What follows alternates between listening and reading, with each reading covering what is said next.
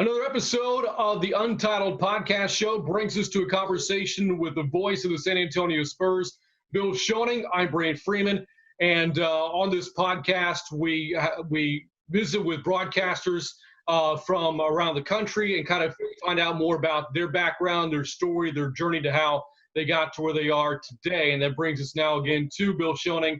Prior to being the voice of the Spurs, was the voice of the Texas Longhorns. Before that, at Sam Houston State in Huntsville, Texas, all for a guy who grew up in Philly. So, Bill, it's been quite the journey for you. Thanks for joining us. No problem at all, Brent. What's the old thing about native Texans? If you're not a native Texan, you got here as quickly as you could. Yep. So the ironic thing about this is my hero growing up was a guy named Byram Sam, who broadcast for the Philadelphia Phillies. He was the native Texan who spent most of his career, in fact, the majority of his career, without, I think, the exception of a couple of seasons in Philadelphia. And here, with the exception of 1 year in Illinois, my entire career has been in Texas. So Byram Sam, who died like in 1990, and I kind of flipped our careers where we grew up and where we spent our careers. So it's funny, before we got this thing going, you and I were talking about, the current state of affairs and how some of us have spent that time growing facial hair, as I have, as you can clearly see. But for you, you've been rocking that stash for quite a while now, haven't you? Ever since I could grow it. I think I was in 8th grade when I started growing the mustache. In fact, I remember shaving my upper lip, hoping it would come in heavier. I was told by someone that would happen. So, and I, except for butchering it a couple of times when I trimmed it, I haven't had it off since, 1972, I guess. Mm-hmm. But a couple of times now we've grown playoff beards, Brant. Last year I grew a playoff beard. And I used to like the way I looked in a beard. Like, you look really nice and distinguished in your beard. But mine came in mostly gray. And I felt like the old Western character actor, Gabby Hayes, especially, was kind of coming in. And all I needed was knock out a couple of teeth, and I could have played that old Western guy. So I decided that the beard wasn't for me because it was a little too gray and revealed my age a little too much. I'll tell you what, Bill, let's get right to it. And I mentioned your broadcasting background. So, your time dates back, quite a ways. Again, you grew up in Philly, you spent a little bit of time in Illinois, got to Texas. You've had 3 different stops here, all at high levels, Division I AA, Division I Power 5, and now the NBA. But I want to go all the way back to your childhood, Bill, because I know this for you, your passion didn't start when you were in your 20s. It started at a much earlier age. So where did your love for play-by-play broadcasting start? Well, I love sports in the very beginning. I've got an older brother, Tom, who kind of taught me how to throw the ball around, and I started playing ball. And we were inner city kids, but we had a big playground 1 block from my house. And it had football fields, basketball courts, tennis courts, everything you could want, 1 block from my house. So I just grew up on a playground, basically playing sports. So I had a love for sports at a very young age. When I was about 10 years old, I was falling asleep one night listening to the radio, and the aforementioned Byram Sam, who was the play-by-play guy at the Phillies, had a very melodic voice, Brant. His baseball was almost like listening to a song because he just had a melody about his voice. And I just loved listening to him. And I remember falling asleep one night. They were out on the West Coast, the Phillies, so it was late at night, probably 10:30. For a young kid, when he was 10 years old, 10:30 was late. But I just remember, I want to do that one day. I want little kids to fall asleep listening to me broadcast a game. And several people have told me since that they did fall asleep listening to me. They weren't little kids. They were just bored from my delivery. But I enjoyed that. And I think from that moment on, I decided that's what I wanted to do. So I worked towards getting better, whether it was, mocking other announcers or imitating announcers or doing little comedy bits. My mom got me a little tape recorder, so I recorded everything. And just like all play-by-play guys did at some point, I turned down the TV and did my own little version of the broadcast. The first time I did that, I think, was a Kurt Gowdy, Tony Kubek game, NBC Game of the Week. That's probably before your time, Brant, but that was back in the 60s. And I'm sure you're familiar with Kurt Gowdy, legendary Hall of Fame broadcaster. But I remember doing that, just thinking one day maybe I'll get a chance to broadcast a game on the air. So you never knew where your career was going to take you, but you had to start somewhere. So for you, where did it all start?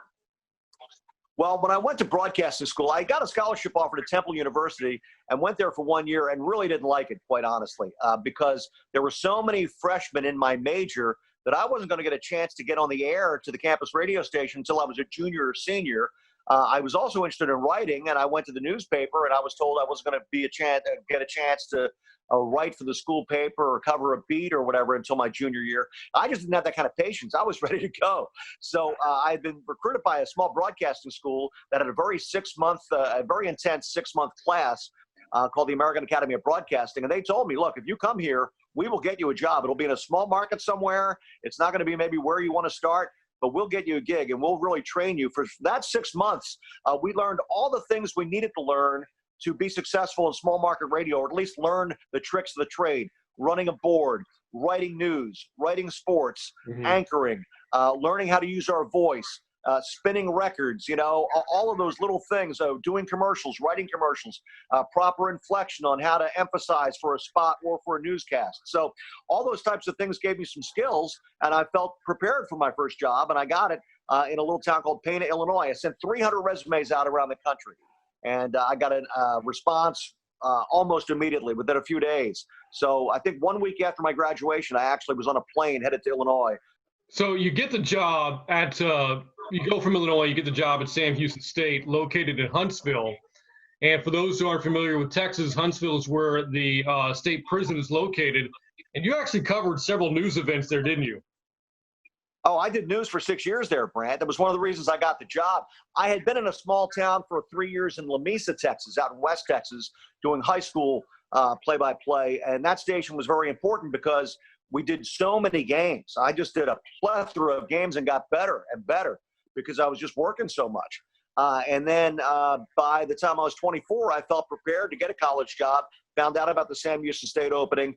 And one of the reasons why I think I got that job is because my timing was right. Also, I had a news background. I had been doing news out in La Mesa and in Pana, Illinois, my first job. So I had a kind of a news background, and the guy really needed someone to do news as well as sports. So that really helped me get that gig. I covered the prison system, to answer your question, for 6 years. So I did a lot of things in Huntsville, covering school board, city council, all those types of things. But I got known as the voice of death in Texas because I covered 29 executions. Oh, my God. I was actually introduced that way at an AP convention in Odessa. True story. Do you have any interesting stories that you're willing to share from your time in covering the state prison there in Huntsville? Oh, yeah. It was an amazing time, Brant, because during the 80s, there were a lot of issues facing prisons. Overcrowding was one of them. Violence was another, probably hand in hand, right? Overcrowded guys, they got a criminal background, not getting along. Obviously, a lot of racial tension in prisons. Everybody's got their own little group there. So there are a lot of things going on. And then the uptick of the executions probably is the story that most people will be interested in. There were 29 lethal injections that I covered. And also, I went out to death row. And I interviewed some of the death row guys before they were to get executed, or even if they didn't have a date coming up. Henry Lee Lucas is probably the most famous guy that I interviewed on death row. That was a one-on-one interview I got with him, and he wanted a pack of Pall Mall cigarettes and an orange soda. That was my fee to get this one-on-one interview with Henry Lee Lucas, who was a famed serial killer. I was just really trying to get into his mind, and it was really a strange interview because you realized at some point that you're talking to someone that really does need to be behind bars. He really needed to be out of society. The guy was dangerous because he would quote the Bible. He would quote something out of the New Testament, like Paul's letter to the Thessalonians. And then the next sentence, he would talk about killing his grandmother. So it was just a weird, strange interview. But I got to, kind of get inside the mind of a killer. So it was weird. It was not what I wanted to do. I wanted to do sports. But in order to do play-by-play at Sam Houston State on the weekends, and for football and basketball back then, I didn't do much baseball at Sam Houston. But in order to do that, I had to do these other things. I had to cover the school board, go to the prison, interview the death row guys, all those different things that were involved in covering news back then. And as I understand it too, Bill, in talking with you, that you did such a great job in covering news in addition to your play-by-play work at Sam Houston State, that you were offered the chance to work in a larger market in news, but turned it down. Yes, that's exactly right, Brad. I had gotten a reputation as a newsman, which I really didn't want because I didn't want news to be my next step. I wanted sports to be my next step. And I believe it was KILT, K-I-L-T in Houston, which was, obviously a major market, and a couple of other stations that expressed interest. I got an offer from KILT But I told him, I said, look, I got to get a sports job next. So I had to wait for a while until KLBJ called. Tom Dorr was the sports director at KLBJ. And the reason that happened, Brand, is because Texas A&M offered me the chance to do some of their baseball games.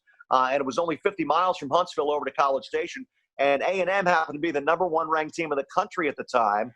They had Chuck Knobloch, who, of course, went on to a solid major league career with the Twins and Yankees. They were a very good team. So I got a chance to do a bunch of their games, their home games. That team almost made it to the College World Series. But because I was doing their games, they had such a rivalry with Texas. The guy who was doing Texas at the time, Tom Dorr, got to know me. And then Tom had an opening in the summer of 1989 at KLBJ in Austin. And 65 guys applied, but he knew me, and I had kind of the inside track on the gig. And I got that job. And finally, after 10 years in small market radio, doing all these other things, spinning records, covering news, producing commercials, etc., taking out the trash on Wednesdays, whatever it took, finally I had a job in a medium market. Now it's a major market, of course, Austin. Back in 1989, it wasn't as big as it is now, but I had a full-time sports job. So that was the main thing. I was finally able to get rid of the news and do full-time sports. So you would probably consider that to have been your big break then, Bill. Certainly getting to work in a market like Austin and doing games at the University of Texas. Looking back at your time in calling games for the Longhorns, of course, you worked with Craig Way for so many years, and Craig has now assumed that role since you left for the NBA. What fond memories do you have working at Texas? How long is this interview? This is something that I could go on and on about my time at Texas because, Grant, as you know, I was fortunate enough to be able to do all three sports, football, basketball, and baseball. And I've got fond memories of each sport. And getting a chance to cover really good guys and really special teams, the College World Series, for instance, in baseball, I got to cover 3 College World Series, 3 trips to Omaha, which I love. And I got to cover a guy named Brooks Kieschnick, who was the 2-time National Player of the Year. And just really what a fun guy to cover and to watch, not only because he was a great hitter, and he was, but he was also a very good pitcher. And so he was just an all-around great athlete. He almost pitched with a linebacker mentality. It was so aggressive, and he was so intense on the mound. And I love that. I love seeing guys that play baseball that hard. And that's the way Kieschnick was. In basketball, of course, we had several good players that went on to the NBA. Back then, not as many players from Texas were going to the NBA as there are now. With guys like, Durant and Aldridge, we go on and on and on. Mo Bamba, the list goes on. Every year, it seems like a Longhorn gets drafted in the NBA now. That was not the case back then. But I did get a chance to cover Chris Mim, who unfortunately was a first-round draft pick. He was, I think, the 8th pick of the draft. But he had a bunch of injury problems. He also landed on some bad teams that changed coaches a lot. Cleveland wasn't very good back when he was there. So I don't think that Chris had the kind of pro career that we thought that he would because of the injuries and the kind of situation that he was in. But it was really fun covering Chris Mim. Then, of course, in football, Ricky Williams getting to cover a Heisman Trophy winner. I got to describe every carry in his amazing career. He broke Tony Dorsett's record on a 60-yard touchdown run against Texas A&M in '98. And that was a real special time. And there was a guy on that same team, Major Applewhite. Major was younger than Ricky, but he was not supposed to be a great quarterback, and he ended up being, at the time, the all-time leading passer in UT history. And Major reminded me, Brant, of a kind of a scrappy gym rat point guard. Knew how to do his job, got everybody else involved, distributed the ball. I really enjoyed watching Major Applewhite play. One of the headiest players I've ever covered. And a post-game interview with Major was really a lot of fun because he told you where every linebacker was, every safety, what coverage they were in, why he audibled to a certain call. And it did not surprise me at all to see him go into coaching because and he's had a pretty good coaching career because he was so bright and really intense as far as the X's and O's were concerned. We've already brought up some pretty big names, in broadcasting. You mentioned Tom Dorr, who was at KLBJ at the time. And Tom, of course, spent some time doing television at WGN for the Chicago Bulls. I'll mention Craig Way and the relationship that the two of you had working together at Texas. How important has it been for you, Bill, throughout your career to establish those relationships in order to further your own career and your aspirations?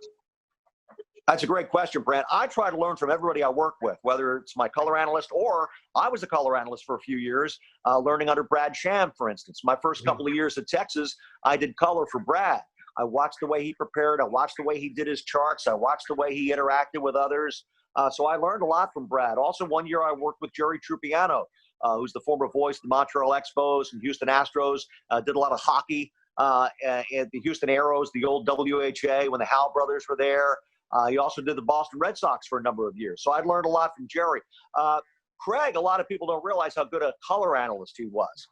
We had a really good rapport, and because his background was in play-by-play, he kind of knew where to fit in, and he knew my inflections to the point where he would never step on me. I would always give him time to make his comments, which were always good and pertinent, but honestly, the 10 years we worked together, Brand, I can't recall maybe more than a handful of times where we actually stepped on each other. I hear other broadcasters step on each other all the time, and from the radio perspective, it's not very good because only one voice gets through. At least for me, my brain works to the point where I can only hear one voice at a time. And that was great working with Craig because Craig really understood his role as an analyst. He was a very good color analyst. You mentioned hockey, by the way, and you shared a story with me a couple of days ago. You actually had the chance to call an Austin Ice Bats game. Is that right? Was it the first ever game? Yeah. Well, I grew up in Philly, so the Flyers were big. They won a couple of Stanley Cups when I was in high school, and they were the toast of the town. So I loved hockey. I loved going to hockey games. And for those of you that don't watch hockey on a regular basis, watching on television is not the same as watching it live. If you go to a hockey game, you kind of get caught up in it if you really like the sport. And I love hockey. I never really thought about doing play-by-play as a hockey guy full-time because I had the other three sports that occupied my time. But I did get the chance. Blaine Stoughton was the owner of the Austin Ice Bats. They brought in this low-rent minor league team in the Western Professional Hockey League. I mean, this is the lowest of the low minors. But these guys were all from Western Canada, like to drink beer and fight, basically, is what they like to do. But I really enjoyed the Austin Ice Bats. But anyway, Blaine Stoughton asked me if I would do the television play-by-play because I guess there was really nobody else in the Austin market at the time that knew much about hockey, and I was a play-by-play guy, so I really enjoyed that, and that was really kind of a fun time. I'm writing a book right now, and I just got done writing that story in the book because I've got so many different stories about my career, but that was just a real special time interviewing those guys from the upper outreaches of Western Canada. One of the guys couldn't believe that it was November and it was in the 80s in Austin. He was just, he says, hey, back home, we're already skating because our ponds are already frozen. He was from Bozeman, Manitoba. So I enjoyed that interaction with the hockey players too. So it's funny, Bill, we're about halfway through this interview, and so far what we've learned about you is that in addition to being a very talented, well-accomplished play-by-play broadcaster, you're great at covering news. You covered estate executions. You're a hockey announcer, you're an author, and apparently a great negotiator as well. So again, going through your career, you get the job at Sam Houston State, and there's only about one of 130 Division I jobs out there. And then you get the job at Texas, and there's only about one of 65 Power 5 jobs. And then you get to the NBA, and that's one of 30. So you keep climbing the ladder and reaching these pinnacles that are very difficult to get to in our industry because so many want to do it. There's not enough openings, for everyone. So getting to your time with the Spurs, how do you go what was the process for you getting from Texas to San Antonio? Well, the Spurs job basically landed in my lap. I was not pursuing any jobs at the time. When you're the voice of the Texas Longhorns doing football, basketball, baseball, and I had a talk show, I was partnered with Craig Way, who's an excellent broadcaster and really made my job easier because he was so good. I was in a great spot. But I got a phone call in, I guess it was late August of 2001, from a guy named Andrew Ashwood, who's no longer with us, unfortunately. They called him the Gorilla. He was an excellent program director, had great reputation. In fact, he's the guy that really kind of was behind this because that's the flagship station for the Spurs. And he said, hey, would you be interested? And I'll talk to you, sure. I mean, it was the Spurs. They had just drafted Tim Duncan. They'd already won a championship. I said they just drafted Tim. I guess he was in his fourth year that year. But I knew that they had a bright future. And they had just drafted Tony Parker that year, but we didn't know much about Tony at the time. But I said, yeah, I'll talk to them. And the more I talked to them, the more appealing it was to me. And I just felt like, maybe it's a good time to do this. I was in my early 40s. And if I was going to make a move to the NBA or Major League Baseball or NFL, if I was going to make a move, that would have been right around the time to do it. So I really enjoyed my 12 years at Texas, but the Spurs basically made me an offer that I had a hard time refusing. And that included the summers off. And I thought, oh, more time with the family, more time to travel, which I love doing. And of course, it's the NBA. And I was only doing play-by-play. I didn't have to do a talk show. So in each position, you mentioned the fact that I kind of moved up.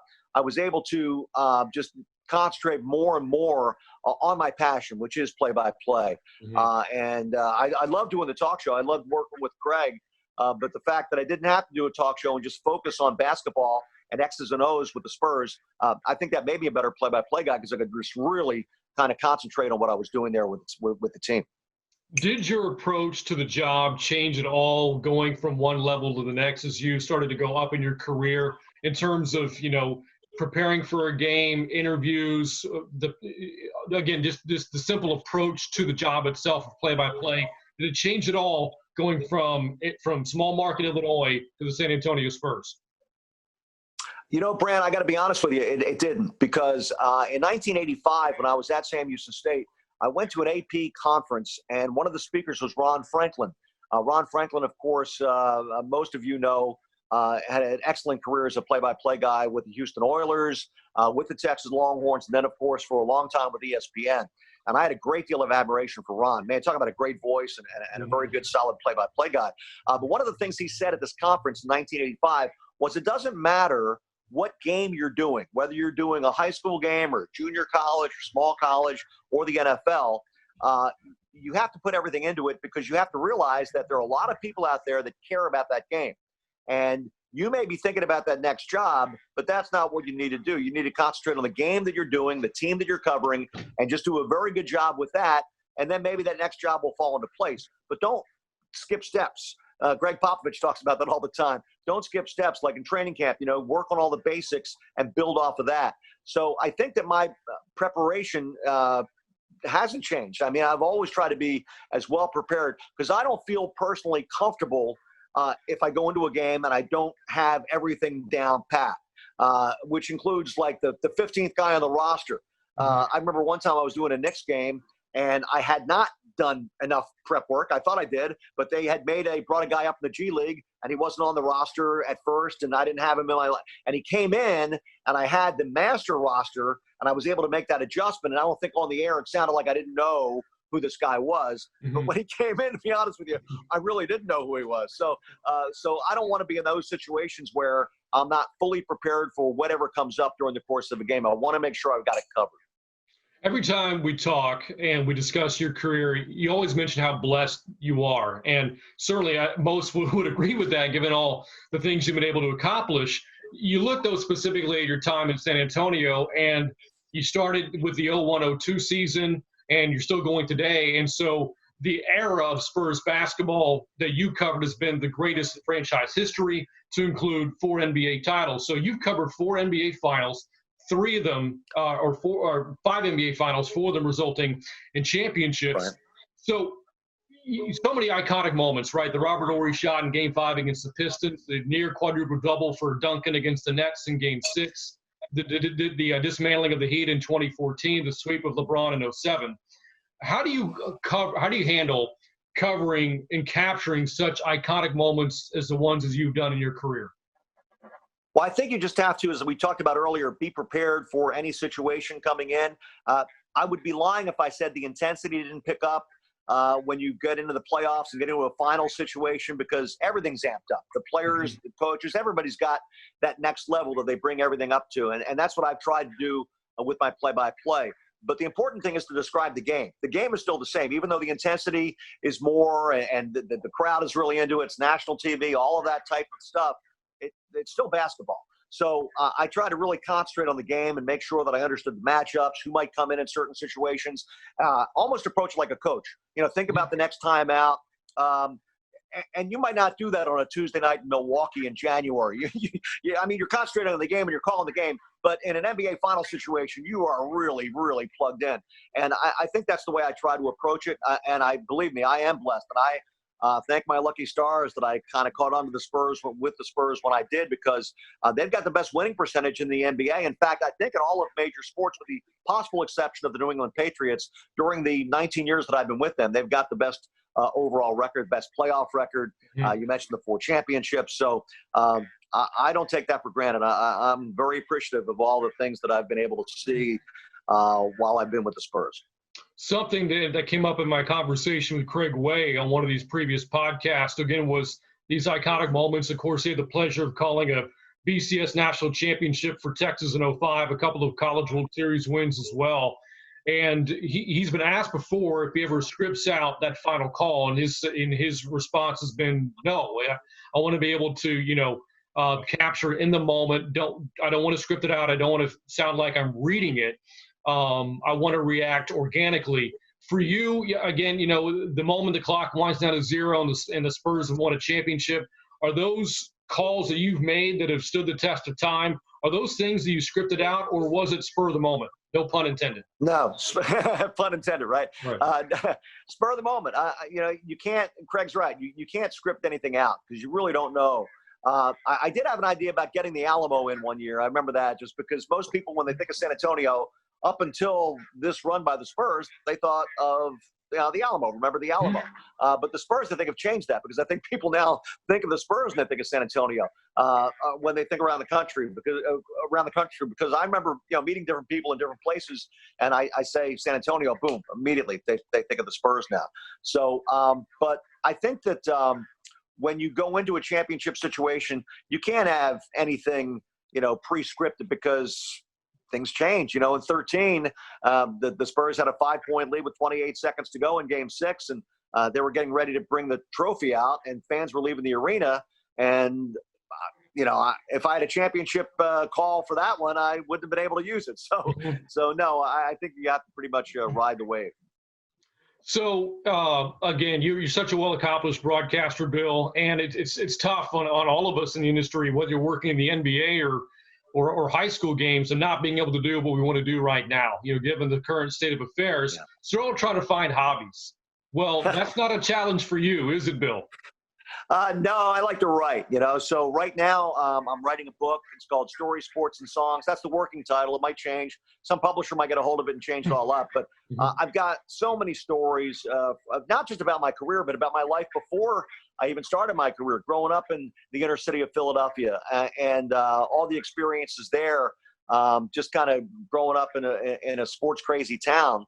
And the impact that had on me. And then going through the things I went through in my career, Brant, it's easy to talk about the things that have happened with the Spurs, but some of the interesting things that happened in my career happened in small market radio, because those things don't happen at the major level, So I drove through a blizzard one night to do a junior college game for no money. I was just a student at this junior college because I wanted to get some play-by-play experience. So my wife was really mad at me. She's like, turn around. This is crazy. I said, no, I got to do this game. It's Lakeland College against Kankakee. I can't miss this.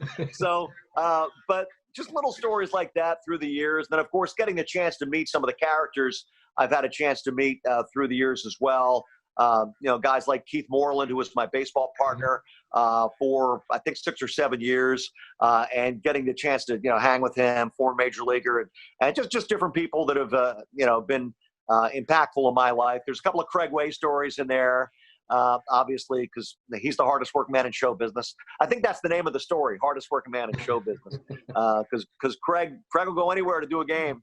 And he knows every farm to market road in Texas and knows every high school mascot. So working with him was a blast. So, yeah, he's in there. And it's just been, it's been a fun ride. So I wanted to share some of those stories. Yeah, I've heard the stories about Craig Way, by the way, and his determination, driving across state lines to go get a pregame interview, stuff like that. But not only, Bill, are you a writer, trying to put together this book, you're also an accomplished songwriter. You're a little bit of a musician, aren't you? Yeah, I don't know about accomplished. I don't know how that works, but it's a hobby. And I love to write melodies. I love to write songs. I love to write lyrics. And I've written about 25 songs now. I've done 3 CDs. But I really rely on my musician friends to help out, because I can play a little bit, but I've got musician friends, guitar players that are really good and I'll never be that good. So when I record something in a studio, my friend Nick is a worship leader at Bethany United Methodist Church here in Austin. An unbelievable musician and a great producer. And I'll bring him a song and he hears where I'm going. We get on the same page right away. Here, let's put a piano part in here, a little backup vocal here, a little bass line here. So he knows where I'm going with that, and he helps me kind of develop the song and arrange it. And then we bring in different musicians. I'm working on a song right now that I wrote about Smokin Joe Frazier, the former heavyweight champion. And yesterday I had a conversation with Fletch Wiley, who's a 3-time Grammy winner that plays trumpet. And I was kind of kidding with Fletch. Hey, I need a trumpet part. Do you know anybody that plays trumpet? He says, man, I'll work on this for you. So he wants a burrito. I said him, you know what? This is a 2 burrito song. I'll give you 2 burritos if you work on this song. So not that it's a commercial success, these songs, these CDs, although I did get a check the other day from CD Baby for $49. I'm a professional doing this, right? But I really enjoy creating and working with other musicians and trying to come up with a different sound and different melodies. And it's something that I've been doing now for about 20 years. I go back again to what I said earlier in the interview. You are a master negotiator, Bill Schoening. You're getting people to help you with your songs through burritos. You get discounted tickets to go do minor league hockey games. But getting back to broadcasting here for a second, what pieces of advice would you offer to young aspiring sportscasters trying to get into play-by-play, the ones that would like to get to where you are one day? What would be your biggest piece of advice to them? I think one thing is to make sure that you treat everybody right. That's the number one thing. All the successful guys I know, most of them anyway, are really good with relationships. I think when you treat people right, they'll give you opportunities, you give them opportunities, and learn from everybody. Even people that I had an intern named John Madani, and John is now the number 2, I think, producer for ESPN Radio on site. He's doing all kinds of stuff. I learned from him. He was my intern, but I watched the way he worked. I watched the way he was organized. So you can learn from everybody. So that's the number one thing I think is relationships are important. Treat people right. Secondly, work hard. And, I went out and paid dues, but I never looked at it like I was paying dues. I try to enjoy everything I did, even though, I'll be honest with you, I covered school board meetings, and we used to spell school board B-O-R-E-D instead of B-O-A-R-D because they were boring meetings. But I even tried to find fun with that, whatever. So I think, try to enjoy yourself along the way and don't look at it like a task. Look at it like a journey. You're just taking a step along the journey. I like to hike. So when I hike, I try to take in everything, because there's scenery out there that you don't see in the city.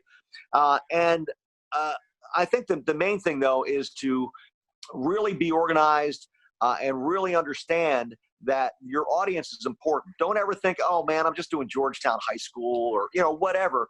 That game's important to the people that are listening to the game or watching the game. So make sure you do a good job for them, and therefore you'll do a good job for yourself. Be organized and be prepared going in. Preparation is so important in this business. Bill, this has been a pleasure. I always enjoy our conversations. And actually, I want to thank you again, not only for doing this today, but for helping us out at Texas State. You actually filled in and did a baseball game for us. We had plans for you to do more and for us to work together on a couple of them, throughout the baseball season. That didn't happen. So I'm looking forward to the next time you and I get to share a booth together. Well, thanks very much, Brad. I feel bad for all the baseball players there at Texas State and all around the country because I love college baseball. And, getting a chance to do the Longhorns, did some Sam Houston State stuff, but the Longhorns were really a lot of fun doing college baseball. So, and I know that Texas State was going to have a good year. That was a good ball club that the Bobcats had this year. So I know they've got to be very disappointed, but hopefully Coach Trout and those guys will get back out after it next year. Well, Bill, stay safe. We hope to be hearing you on the airwaves again here soon. Thanks, Brand. Enjoyed it.